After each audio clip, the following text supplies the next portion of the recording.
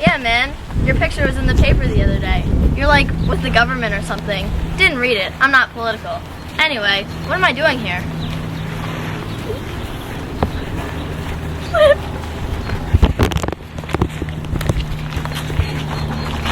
I got bills to pay, bro. Gotta get back to work. Do you know what I love about these zebras, Mr. Clifford? They're stripes.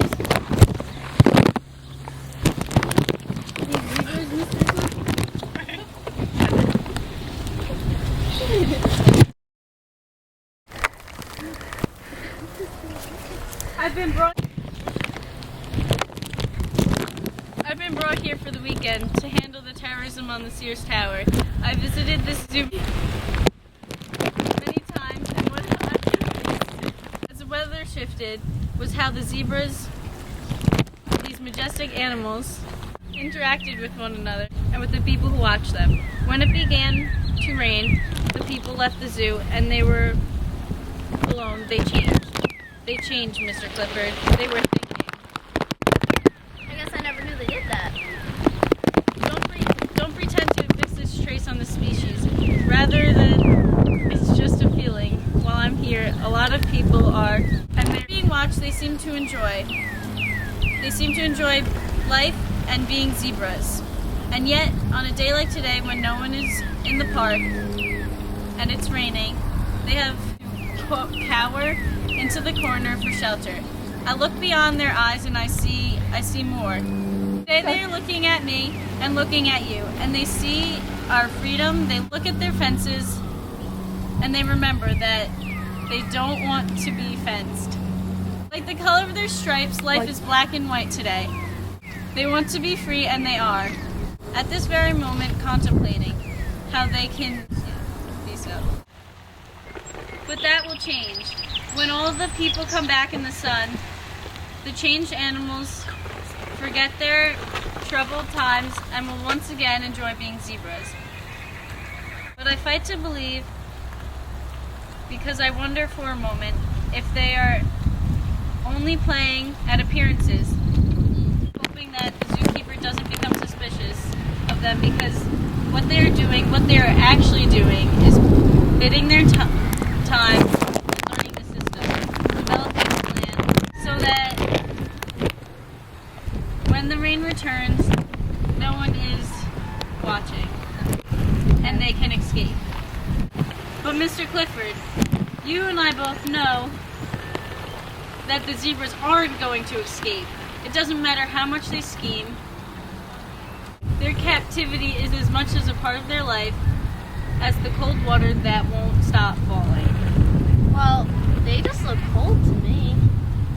Walk with me.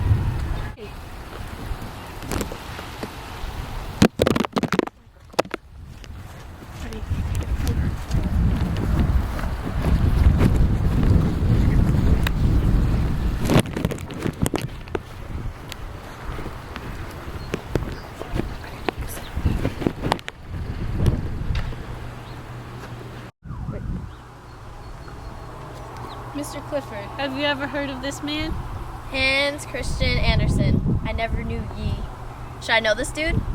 He was an author, mostly fables for children, fairy tales.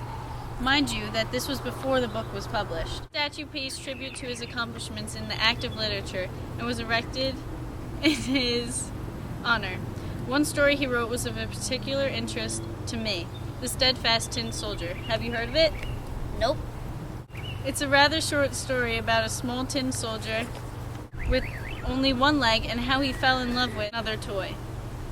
Every minute, his obsession with her grew stronger, until one day, a goblin approached the tin soldier and warned him not to fall in love with the paper ballerina. He told him that there would be consequences. The soldier ignored the goblin and continued to admire the paper ballerina, which eventually led to him being dropped out the windowsill, down the gutter, and swallowed by a fish. The end? That's depressing. Oh no, it's not finished. This is where the moral reveals itself. He was caught, brought back to the house, and ripped open, his guts spilling between the torn scales, and And lo and behold, out pops a little toy soldier, once returned and reunited with his paper love. Most critics agree that this is where the tragedy of the story turns. I disagree. A rambunctious boy, under the influence of a goblin, decided to throw the soldier into the fire, where he began to melt with his eyes fixed on the ballerina as the blaze ate away at his body. A gust of wind pulled the ballerina into the fire, where they were invited in its unforgiving flame. The next day, the maid discovered the remains of the soldier and, amazed, find that the soldier melted into the shape of a heart. That's actually kind of beautiful.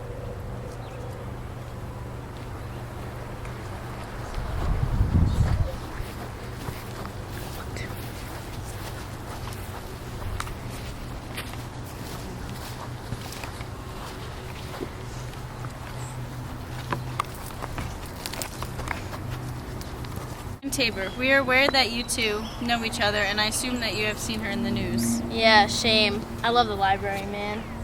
I would like to express my regret that I didn't clearly explain why I brought you here this morning. But I strive to get a feel for the people these days and avoid my natural tendency of, well, shouting from the hip. See, Miss Tabor is deeply involved with the freethinkers. I'm assuming you've heard of them. Freaks, man. Terrorists. Whatever they're doing, it's messed up. Is there anything at all that you would like to tell me about Miss Tabor?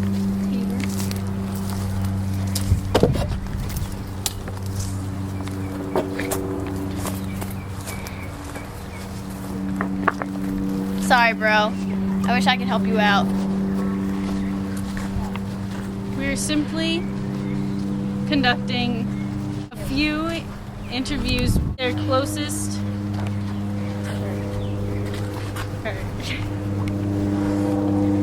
I got your name from her diary. Hey, we can't help it if the ladies like us. Alright. Give me the theme.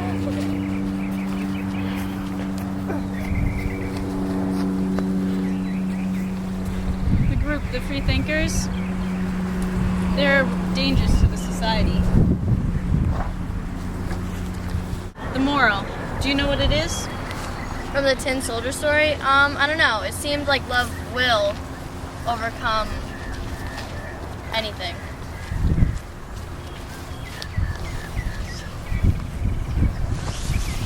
I find it interesting, Mr. Clifford, how you interpret such a tragedy, because I always seen it as more of a cautionary tale. Listen to someone who knows more than you do. Stop falling in love with paper.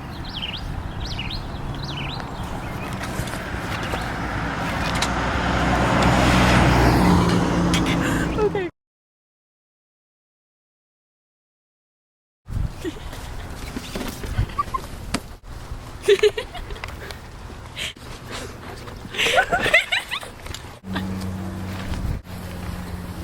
Do you know what I like about these zebras, Mr. Clifford?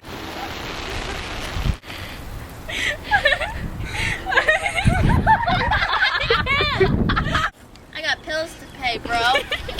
Okay. I can't see it. The people who walk. There's 2 buckets of dog crap right